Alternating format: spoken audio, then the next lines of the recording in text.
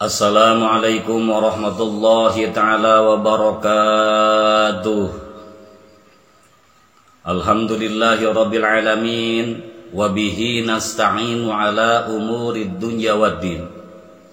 Wassalatu wassalamu ala asrafil anbiya'i wal mursalin Sayyidina Muhammadin wa ala alihi wa sahbihi ajma'in.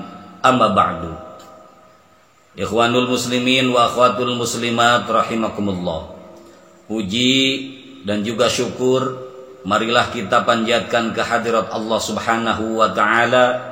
Salawat dan juga salam semoga selalu senantiasa tercurah limpahkan kepada junjungan kita habibana wa nabiyana baginda Rasul Nabi besar Nabi Muhammad sallallahu alaihi wasallam. Mudah-mudahan salawat dan juga salam ini sampai juga kepada keluarganya Nabi, kepada para sahabatnya Nabi, atba'ut tabi'in, suhada dan juga solihin, dan semoga sampai juga kepada kita semua yang selalu berusaha mengikuti jejak langkahnya, mengikuti syariatnya, yang berharap atas syafaatnya fi dunya ila yaumil jaza. Kita semua mendapatkan syafaatul uzma darinya. Amin ya Allah ya Rabbal alamin. Alhamdulillah. Sekarang kita berjumpa, mungkin kalau kemarin-kemarin kita kajiannya setelah sholat subuh, dan sekarang untuk malam ini alhamdulillah kita dalam kajian harian Ramadan kita bertemu sehabis sholat tarawih ini. Mudah-mudahan tarawih yang kita lakukan tadi Allah qabul, Allah terima, dan Allah menerima semua amal ibadah di bulan puasa ini. Allah memaafkan semua dosa-dosa kita yang telah lalu, dosa-dosa kita yang akan datang. Allah ampuni, Allah maafkan. Amin ya Allah ya Rabbal alamin. Sehubungan dengan beberapa hari lagi kita menjelang Idul Fitri, alangkah baiknya di malam ini kita membahas masalah zakat dan siapa yang lebih hak, lebih layak menerima zakat fitrah kita. Di malam ini kita akan membahas masalah zakat. Ikhwanul muslimin wa akhwatul muslimat rahimakumullah. Lalu ada pertanyaan, berapa besaran zakat fitrah yang harus kita keluarkan, atau zakat badan, zakat tahunan dari diri kita? Besarannya yaitu, kalau kita dihitung dengan kilogram, beratnya adalah ada 2,5 kilo. Kalau di liter itu isinya ada 3, liter. Karena 2,5 kilogram atau 3 liter setengah itu isinya ada 4 mud. Lalu kepada siapa harus kita mengeluarkan, harus kita memberikan dari zakat fitrah itu? Allah Subhanahu wa taala telah menjelaskan dalam surat At-Taubah ayat ke-60. Allah Subhanahu wa taala berfirman, Bismillahirrahmanirrahim. Innamas shadaqatu lil fuqara'i wal masakin wal 'amilina 'alaiha wal mu'allafati qulubuhum wa fir riqabi wal gharimin wa fi sabilillahi wa ibnis sabil fariidatan minallah wallahu alimun hakim. Artinya, sesungguhnya zakat itu hanyalah untuk orang-orang yang fakir, orang-orang yang miskin, amilin zakat atau pekerja zakat yang dilunakkan hatinya. Siapa yang dilunakkan hatinya? Yaitu mu'alaf, untuk memerdekakan hamba sahaya, untuk membebaskan orang-orang yang berhutang, untuk jalan Allah, dan untuk orang yang sedang dalam perjalanan, sebagai kewajiban dari Allah Subhanahu wa taala. Allah Maha mengetahui, Allah Maha bijaksana. Surat At-Taubah ayat ke-20. Ikhwanul muslimin wa akhwatul muslimat rahimakumullah. Berdasarkan ayat tersebut, orang yang berhak menerima zakat hanya terdiri dari 8 golongan, atau kita sebut dengan mustahiq zakat. Mustahiq zakat atau asnaf itu hanya ada 8 golongan, hanya ada 8 asnaf, atau mustahiknya itu hanya ada 8. sesuai firman Allah yang ada di dalam surat At-Taubah ayat ke-60 tadi itu. Yang pertama adalah fakir, yang kedua miskin, yang ketilu amilin, yang keempat mu'alaf, yang kelima hamba sahaya atau budak atau abid, yang keenam gharim, yang ketujuh sabilillah, yang kedelapan ibnu sabil. Ikhwanul muslimin wa akhatul muslimat rahimakumullah. Yang pertama yang wajib menerima zakat adalah fakir. Pertanyaannya, fakir itu siapa? Fakir merupakan orang yang tidak mempunyai harta dan usaha untuk mencukupi kebutuhan hidupnya, untuk menutupi kebutuhan hidup sehari-harinya. Nah, di dalam pandangan madhab Imam Syafi'i, yang disebut dengan fakir itu bisa jadi atau bisa saja orang fakir itu mempunyai harta dan usaha, cuman tetapi kurang dari setengah kebutuhan hidupnya.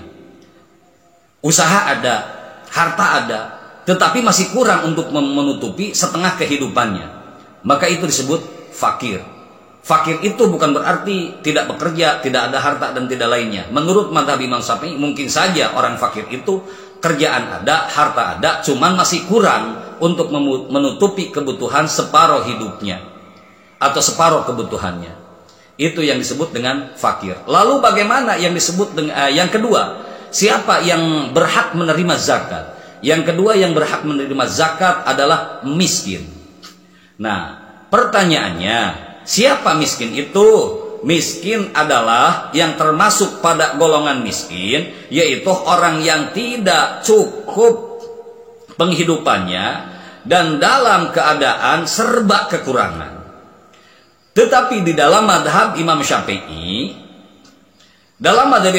orang yang miskin adalah mereka yang mungkin mampu memenuhi kebutuhan hingga lebih dari separuh yang dibutuhkannya, namun belum mencukupi.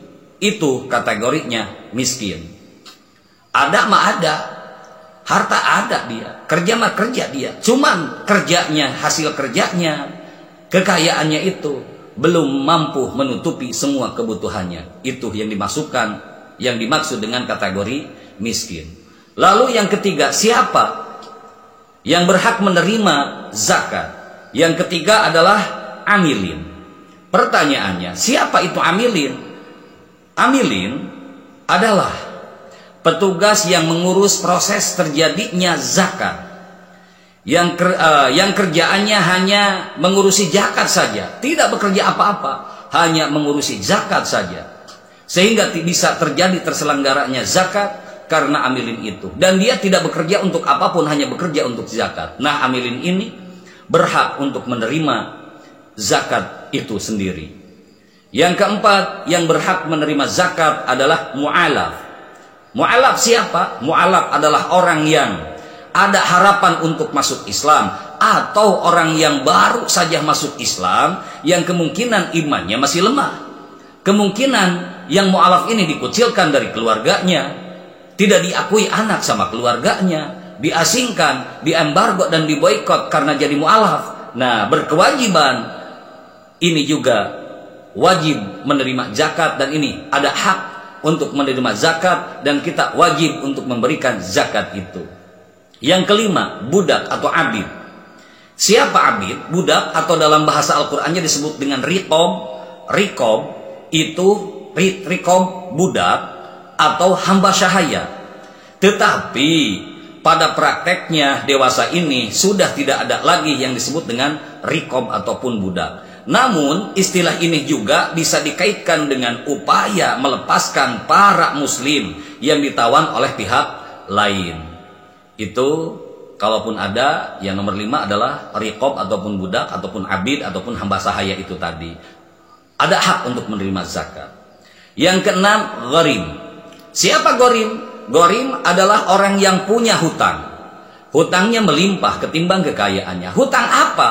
Bukan hutang keperluan dirinya, bukan punya hutang untuk memperkaya dirinya, tetapi dia punya hutang untuk fasilitas umum, untuk kepentingan umum, untuk kebaikan umum, bukan hutang secara pribadinya. Apalagi hutang judi, apalagi hutang ke rentenir, apalagi hutang-hutang yang bukan di jalan Allah.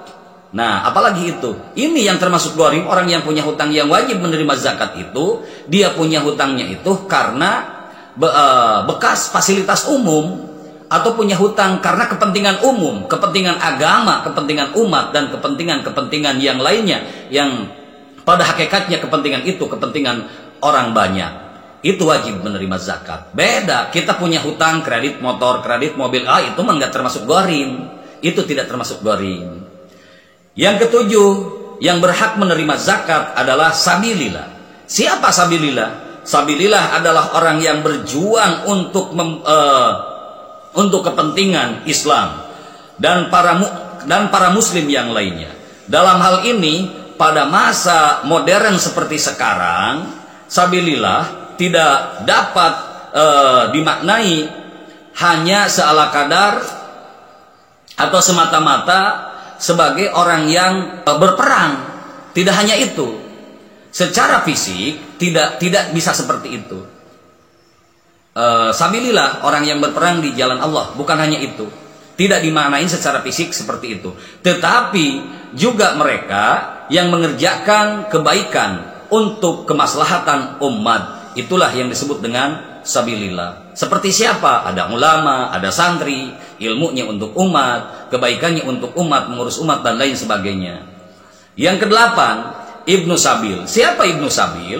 Ibnu Sabil adalah orang yang dimaksud, yaitu orang yang sedang dalam perjalanan, dan bukan dalam perjalanan untuk kemaksiatan.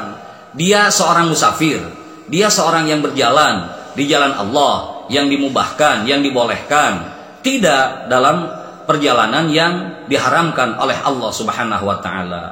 Jadi kesimpulannya ada 8 sekali lagi yang berhak menerima zakat itu. Yang pertama fakir, yang kedua miskin, yang ketiga amilin, yang keempat mu'alaf, yang kelima abid ataupun budak ataupun hamba sahaya ataupun rikob itu tadi itu sendiri, yang keenam gharim, yang ketujuh sabilillah, dan yang kedelapan adalah Ibnu Sabil.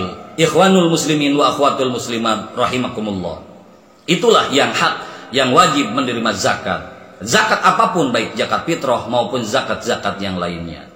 Mungkin di malam ini hanya inilah yang bisa saya sampaikan. Insya Allah mungkin di malam besok ataupun mungkin di hari besok kita bertemu lagi dalam acara yang sama, mungkin dalam waktu yang berbeda, tetapi di tempat yang sama. Semoga Allah memberikan pertolongan bagi kita semua, pertolongan di dunia, pertolongan dalam agama, pertolongan dalam kita wafat, pertolongan dalam kita di alam barzah, pertolongan terutama nanti di akhirat. Amin ya Allah ya Rabbal alamin.